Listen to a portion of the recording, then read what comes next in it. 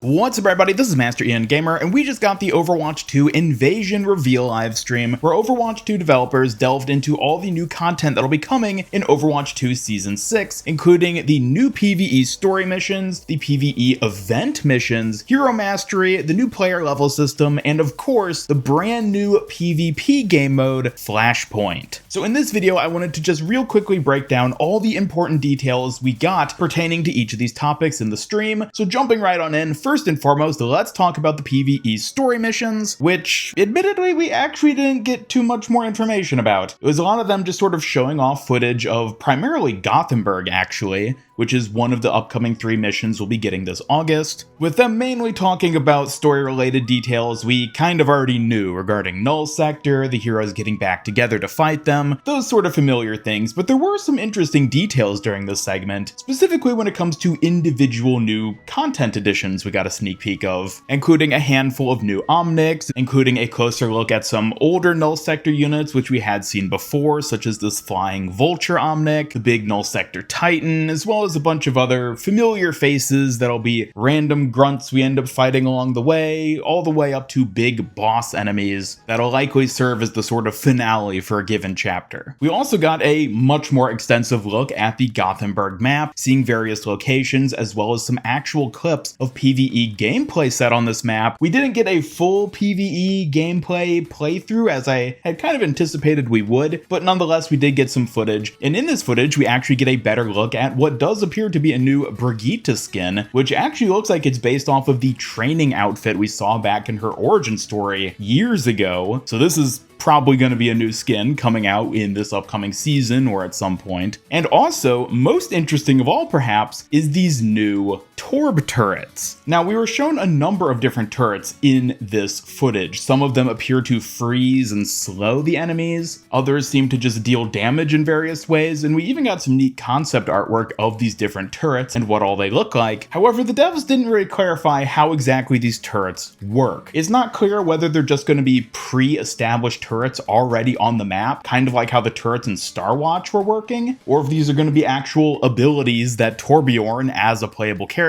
can deploy. I'm assuming it's going to be the former, since if Torb could actually deploy these turrets while playing as him, then that would basically be PvE talents, and we know those aren't really a thing anymore. So in that regard, it is interesting to see these new gameplay elements that are going to be introduced, even in the story mission specifically, though overall they didn't really show off too much on the story side of the PvE. However, they did also talk about the new event missions, which are seemingly going to be semi-canonical missions we go on outside of the main story missions. Now, these were specifically mentioned as being semi-canonical in that some of them are going to be canon, some of them aren't going to be canon, and others are going to be sort of vague in that regard. But the main objective of these event missions is that they're intended to be basically what the hero missions were originally going to be. They're designed to be highly replayable, something you play time and time again after you've already finished the story campaign missions, and one of the ways in which they're going to achieve this is that apparently different aspects of these missions are actually going to change on a weekly basis. Various gameplay modifiers and specific details within the missions themselves are apparently going to be changing on a weekly basis, which should give them some sense of replayability beyond what you'd get from the normal campaign missions. Now, they didn't really clarify what exactly will end up changing from one week to the next. Presumably, it's not going to change like the map location, since for this first event mission, which is titled Underworld, it is going to be set on King's Row, and we know it's going to feature Tracer trying to protect Iggy and the other Omnics in the Underworld. But in terms of the gameplay modifiers we could see over the course of this event from one week to the next, perhaps it's the type of enemies you encounter, the way you actually go about finishing the mission. Maybe one week you have to deliver a canister, as we saw Tracer doing in this clip here, and maybe another week you have to escort the big gun-wielding pushbot. Who knows? It was also clarified that there will be multiple difficulty levels available to players when playing these event missions, so it's not just singular difficulty. It's presumably going to work like how Archives and Junkenstein has been, where there's various difficulties you can select. And overall, I have to admit, these event missions probably have me more intrigued at this point than the story missions do. The story missions I think are going to be pretty exciting, but the fact that they are trying to put as much of that original hero mission work into these event missions makes me intrigued in seeing how they actually end up playing. Again, these missions aren't going to have a talent system like what Blizzard originally talked about with Overwatch 2, but it does seem like they're trying to put as much effort as they can into making these highly replayable in their own way.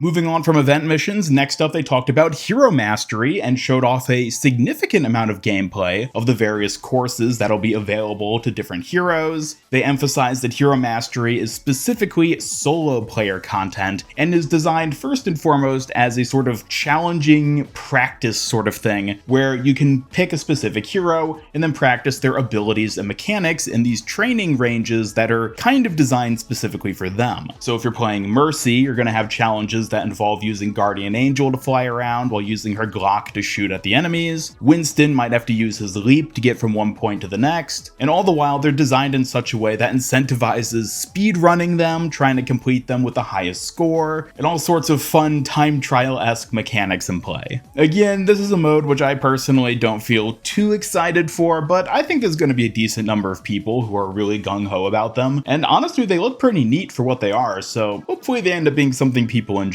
Also, a funny little detail they mentioned about hero mastery is that apparently it's a canon part of the Overwatch universe, and it's a simulation that Winston made at Watchpoint Gibraltar to help heroes train their abilities when they're joining Overwatch. Funny little trivia bit there. I like that they even went out of their way to say, yes, this is technically canon, because why the heck not? It looks like some sort of VR realm, so I guess it was easy enough to do that, but just something I thought was funny.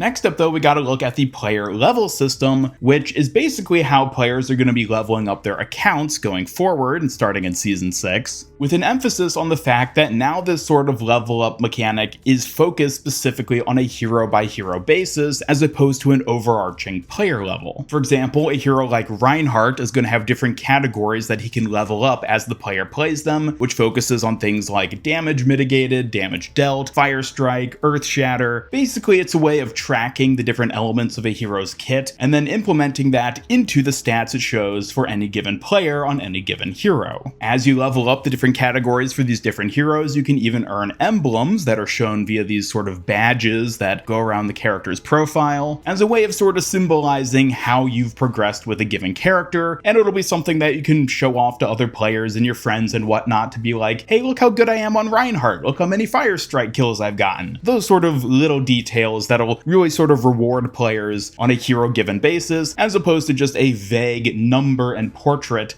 which is how it worked in Overwatch 1. Also, they mentioned that there will be new exclusive name cards, which can be unlocked through this new level up system, where each name card ties to a given hero, and then the name card itself will actually level up as you level up that hero. So again, that'll be an easy and fun way to show off your level for a given hero to other players, since you can have it right there on your profile on your name card. Overall, player level systems are I mean, they're essentially just a glorified cosmetic aspect of the game, but honestly they're a nice system to have in place, a lot like the On Fire system in that regard. But overall, it's probably not the biggest thing to get excited for, because that, at this point for me at least, is probably Flashpoint. The final and probably most extensive thing they talked about in this stream is the new upcoming PvP mode, Flashpoint, which will be featuring 2 brand new maps, one of them being Suravasa, a map set in India, and the other, New Junk City, another Junkertown themed map set in Australia. Now, they showed off quite a bit of footage and gameplay of these maps for this brand new game mode, but before I delve into that specifically, I would like to talk about what the heck Flashpoint even is. Well, basically, as many of us had deduced at this point, Flashpoint is sort of like Control Point, but with 5 control points per map instead of 1. However, all 5 control points are not simultaneously active. Only one is active at a time, and which one is active is actually randomized, and basically the players then have to fight over that given point. Whoever captures it gets a point, and then from there, a random other control point on the map will activate, and the teams have to move there to then fight over that one. They talked about how each given point is more or less symmetrical, so that in terms of the gameplay, in terms of fighting over a point, it does play out pretty similar to Control. But then you have these sort of downtime points between the control points where one point has been captured, you now have to move to the next point to capture that one, and the fact that it's all part of one giant map means that there's going to be these fun little skirmishes that break out between the points as the teams are trying to sort of move around to get to a position where they can capture things. This means every fight in a match won't necessarily be over a given control point, but rather just wherever the teams end up intersecting with each other, and wherever there's a good position for one team to potentially hold while warding off the other team from reaching that next objective. By the very nature of this specific type of game mode, the maps themselves are massive. They showed off quite a bit of footage of just simply how big these maps are going to end up being, and talk quite a bit about how much work actually went into developing them because of their size, in addition to how much story and lore tidbits they're able to cram in because of that. So while I'm certainly excited to get to play this new mode, since I do think it looks very, very fun, I am a bit worried about just how much walking there's going to be. I feel like push already kind of has the issue where on certain push maps, you have to just spend a lot of time walking after you respawn in order to reach the point where the battle's actually happening. And it seems like that sort of issue will just be compounded on a map that's even bigger and has randomized objectives to some extent. So we'll certainly have to see how it actually ends up playing out once we ourselves get a chance to actually play these maps. But I, for one, am very excited that we've finally gotten more information on Flashpoint and definitely want to try it out for myself. And that does it for all the major important information we got during this latest Overwatch 2 dev livestream. Admittedly, there wasn't quite as much information as I had sort of anticipated there to be, but the information we did get I think was pretty good. It gave us a more in-depth look, specifically at Flashpoint, which I think was one of the things people are most excited for. It didn't give us too much of a look further into PvE, but certainly gave us some interesting things to chew on in terms of those new Torb turrets and further looks at the maps and the enemy types. And overall, it does seem like they're trying to build up hype for this coming season without just giving away everything, since, you know, they didn't just spoil the entire story of the PvE missions, as I kind of suspected they might. And they also didn't show anything regarding the new upcoming support hero, who I'm guessing at this point they're definitely wanting to keep sort of tight-lipped on until we get a bit closer to the season itself. But on that note, thank you all so much for watching this video. Definitely let me know your thoughts on the dev live stream for Overwatch 2 Season 6 by dropping a comment down below. Are you excited by the PvE missions they showed off, either the story ones or the event missions? Or maybe you're more excited by Flashpoint and want to get to try out these big brand new maps. Either way, thank you so much for watching. Be sure to subscribe, follow me on Twitter, hit up that bell icon, and come join my Discord server to hang out and never miss any of my future Overwatch content. Special thanks to my YouTube channel members who help make these videos possible, and if you'd like to join them to earn some cool rewards, then just hit that join button down below. Otherwise, this is Master Ian Gamer signing off, and until next time, have a great day.